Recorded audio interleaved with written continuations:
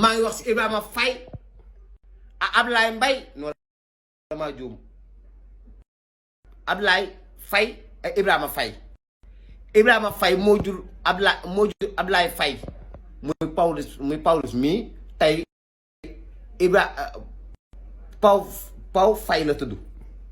kaa bi dafa critiqué man xas naa laan wax naa Rambe wax ju ñaaw lu ne na Rambe moom abonné par danga def laan bay juru ko nit sama xel nga bëgg naa toog nit du bañ sa mbokk ndax man Ousseynou Kayta dama bëgg sama papa sama yaay li dafa ñaaw du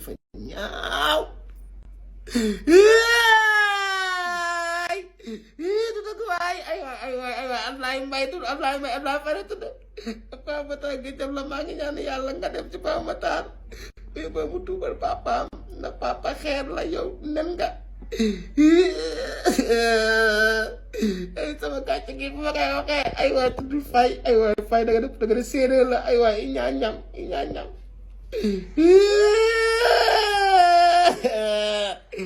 du dëgg Papa Matar gi jëm la dama nga yóbbu problème mu tuubal papaam papa ji dina bàyyi doo ko. jërë ngeen jëf mbokk internet yu Wassare Célébrité dégg ngeen kàddu yooyu nga xam ne kii di Ouzin Keita génne na ko wala yëkkati na ko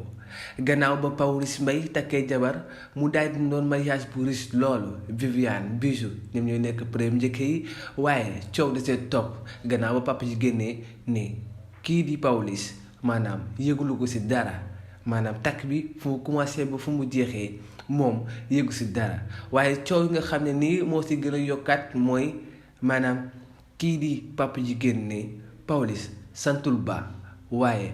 Faye la sant maanaam séeréer la loolu tamit doon beneen polémique bi nga xam ne nii boo déggee kàddu yi nga xam ne nii kii di Ouzin Keita wax na ko comme ni nga ko waxee cas bi mu ngi gën a critiqué en tout cas ak lu si mënti doon desi xool lu leer nañ ba xool cas bi fu muy mujj parce que tamit Sénégal à chaque fois ni lay demee chaque jour ak luy xew chaque jour ak luy nekk sur la toile mbokk internet yi ana nan ngeen gisee lii est-ce que papa ji dafa nekkoon koo xam ne dafa abandonné woon Pawlish wala Pawlish moo dem ba am xaalis daal di bàyyi papa ji fu mu toll nag ñaari kàddu ñoo jot ñaari kàddu yëpp kenn xamul ban moo siy dégg jërë ngeen jëf mbokk internet yi Wassare Célébrité di leen jox dégg daje ba suba incha allah dans votre rubrique cas sur le plan comme d'habitude cas yëpp lañuy jël defal nañ ko sur le plan ngeen tànn si bu leen neex avec votre frère Mamadou Rassoul ciao merci beaucoup.